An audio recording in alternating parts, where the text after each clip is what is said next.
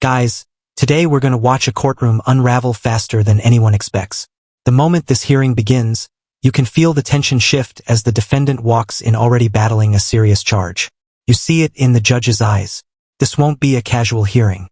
From the first question, the tone is sharp, direct, and built for impact. Record in the matter 25 CM 86, State of Wisconsin versus Randy Songate. The state appears through District Attorney Kevin Schmidt in person. Ms. Songate appears in person with counsel Joel Feliski. We're set today in this matter for the sentencing part of this case. Ms. Songate pled guilty to retail theft as a misdemeanor, and we are here for sentencing. I believe she has $250 cash posted, or maybe I can't remember how much she has. $250 posted. Mr. Schmidt, what is your argument and sentencing recommendation? Well, as the court recalls, we're back here for a joint agreement of 90 days jail. The main reason why we're doing that in this case is because this is a person who has 25 past criminal convictions at the age of 42. 12 of those are for stealing offenses, with the vast majority of them being in Burnett County. I appreciate she attempted to do treatment this past time. I would note, according to DOC, it's not her fault that she couldn't do the treatment. She went there, she got assessed, and she was determined to not be appropriate for the services there. So it doesn't blow the plea agreement of the joint agreement there.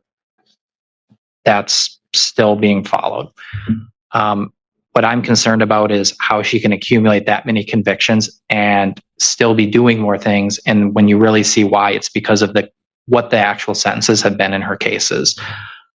She has, aside from her first two cases back in 2002 and 2004 in Burnett County, where Judge Gableman gave her probation with 9 months conditional jail on a Burnett County 5 thefts and a forgery, and prison on a felony bail jump during that same time period. She's gotten exclusively either time served, a concurrent with another sentence, or probation. I've never seen a person placed on probation as many times as this defendant. And given what the history is and how repetitive it's been, I think it'd be inappropriate to do it again here.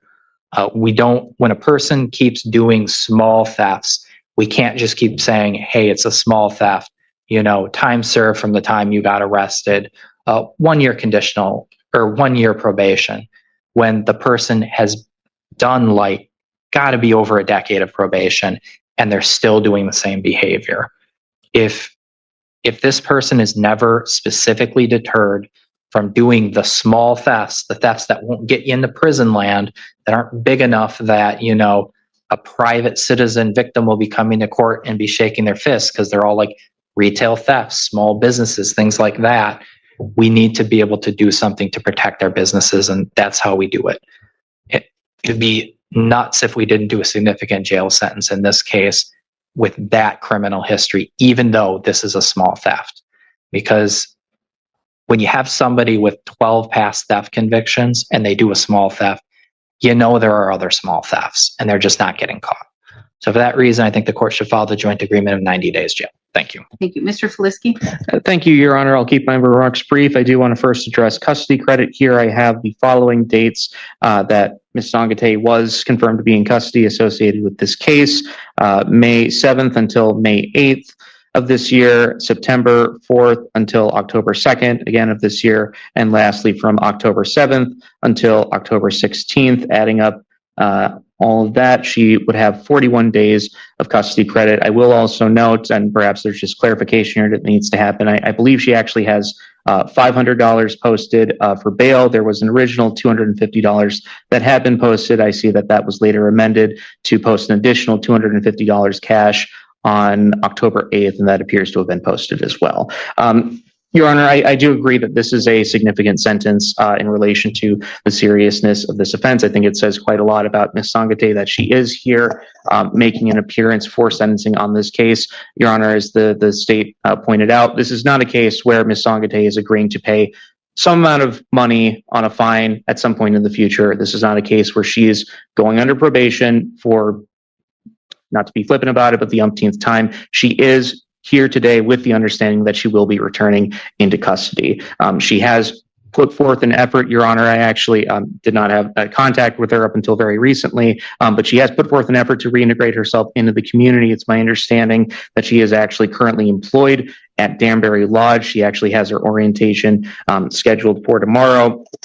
So we're not asking Your Honor to overturn the agreement. We are asking for the court to follow the agreement. I think that the sentence that's imposed here is significant given the nature of this offense. I think it will, as a deterrent, help to protect the community. And I will note, although I do understand, of course, that she was in custody on other matters in other counties, but she has spent a significant amount of time, Your Honor, in custody as this case has proceeded. I believe she was in custody from the time of May 7th up until that point in October 16th, with the caveat there, of course, there was a week spent in treatment.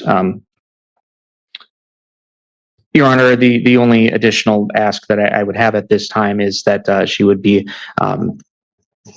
eligible for release on the ankle monitor so that she can continue her employment. It's my understanding that she would have funds available for that program. But overall, I think that this is an appropriate agreement, and I would ask the court to follow it. Thank you. Thank you. I just need clarification. I only see $250 posted. I see it was amended to $500 cash about the treatment, and I didn't receive any notification from the Department of Corrections about her ineligibility of treatment. I don't know if that was just a I had to letter call them you. to find out. When I saw she got out, I called them to figure out the reason why, to see if she just left against advice. I found out that was not the reason. They said she went there, she got assessed, and you're not qualified for this program. Okay. I don't know if she just wasn't high enough risk or what. Either way, we only have $250 I see. I stand corrected then. unless she was in custody somewhere else and had a post somewhere and we don't have it. Both times here. I see in the notes here on CCAP that it covers a group file 25 GF 246 and 25 CM 89. That may be where the discrepancy is from. Oh, that was declined to prosecute. That was I see. should have been reissued back. I see. So, all right. Okay.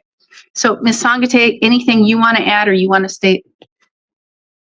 You don't have to make any statement, but it's your only opportunity. I would like to just give a little more information on my employment. I was able to seek employment with St. Croix Casino Danbury Casino, and my supervisor will be Wanda Matrias.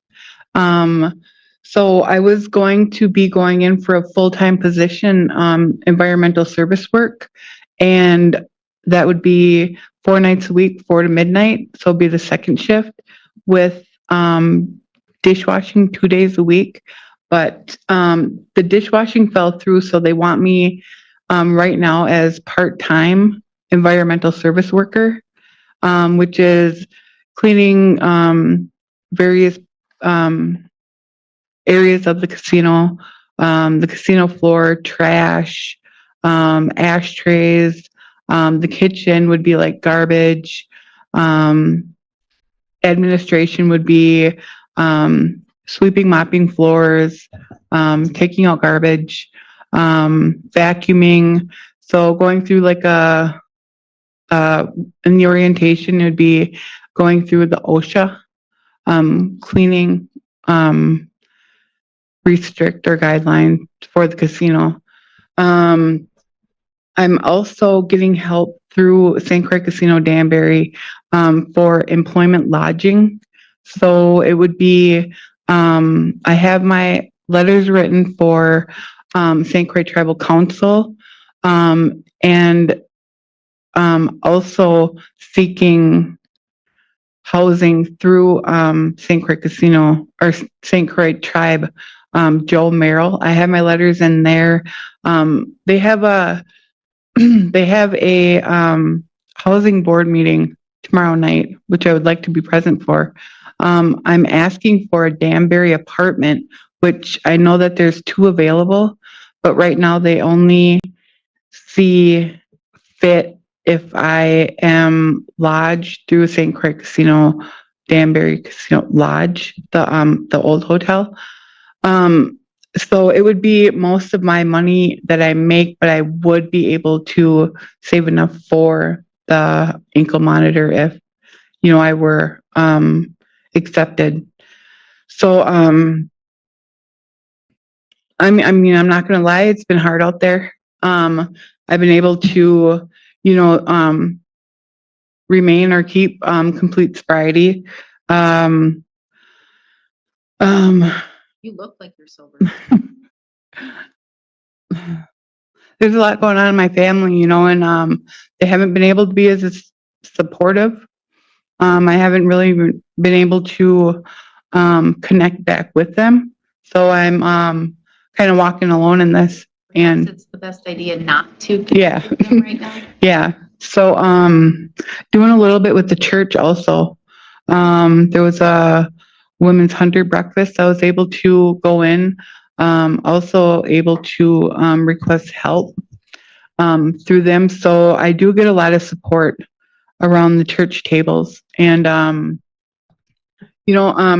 requesting housing through any other tribal community or any other district right now, it just, for me, it isn't working. So I mean, remaining here, reconnecting back into my tribal community has been my best hope.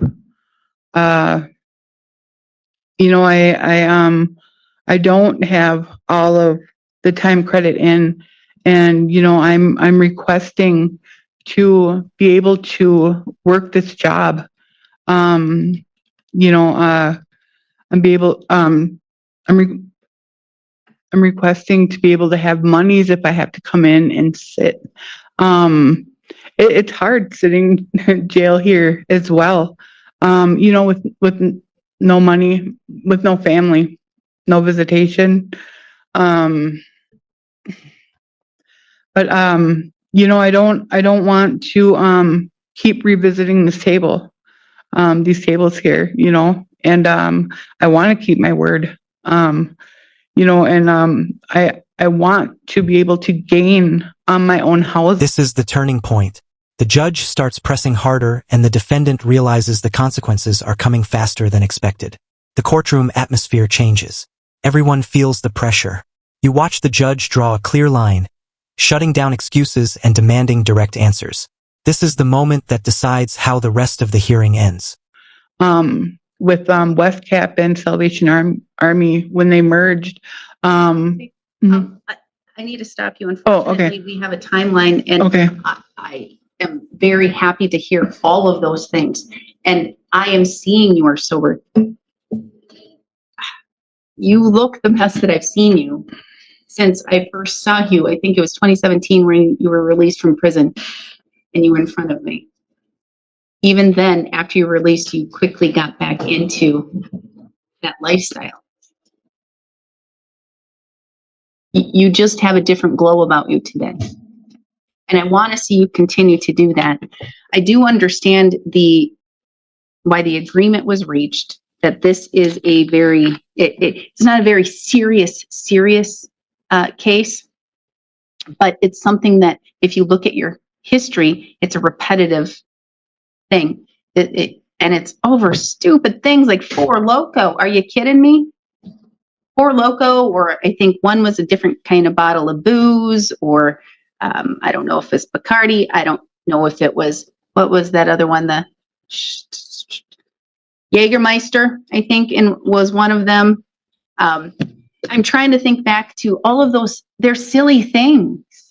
And I don't know what has went through your head each of these times, but I'm really hoping you're going to be in a position where you're going to change that. All right. I do agree that the recommendation is appropriate with the 90 days of jail. I'm not permitting the monitor right now, but here is why. Because I'm not having you, I'm giving you time before you have to turn yourself in, and I'm having another hearing, because here's what I'm going to do. You engage in the skills directed practice with Dave Hatch. You do that. I'm going to tell you, then I will very strongly consider that you consider your request to be on a monitor. Okay? Okay. Because I want to see you engage in this Instead of putting you, because I can't, if I'm going to do 90 days in jail, I can't put you on probation. And if I can't put you on probation, I can't order programs. So I'm going to say, if you complete this program, that's going to go in very strongly towards the argument that the court allow you to sit the remaining time at house arrest with Huber and on monitor. Okay? It costs $100 and it's a 4-week intense program. Okay? So you need to contact Dave Hatch immediately, talk to your attorney, get this set up. If you do engage in this program, then I'm going to tell you that's going to be very, very favorable. So I'm ordering the 90 days at this time, denying the monitor, but I'm going to set another hearing and we'll be back. And then that'll be either the date that I say, okay, you can have a monitor, or you must turn yourself in. Okay? So can you do December 18th at 9:15? That will work, Your Honor. All right. So I'm going to give you this sheet. I'm going to put it up here. You can grab it, and I'm going to mark what program it is. And I'm not going to fill it out because I'm not court ordering it. It's just going to go a long way at the next hearing and whether or not I consider the monitor. With regards to the fines and fees, I'm going to assess $250. I'm going to waive the rest. You have $250 posted. You're good to go. You have 20 days to appeal. Should you fail to appeal within 20 days, you do lose that right. I need your DNA, but you can wait until either you turn yourself into the jail to serve the time in custody, or you have to still turn yourself in, even if you're going to be on the monitor, and then they can take your DNA at that time. Okay? You would have the ability to request it be expunged through a written letter through the Department of Justice. You can talk to your attorney. It's easy to do. I'm going to give you 41 days of jail credit right now. Okay. And we will see you back on December 18th and where we are. Okay? Anything that I'm missing, Mr. Schmidt? Here we hit the final stretch. The judge makes the call firm and unshakable, and the defendant's reaction says everything. This closing moment is a reminder that courtrooms don't run on emotion. They run on reality. Thanks for watching, and if you enjoyed this breakdown, make sure to like the video, subscribe to the channel, and we'll see you in the next.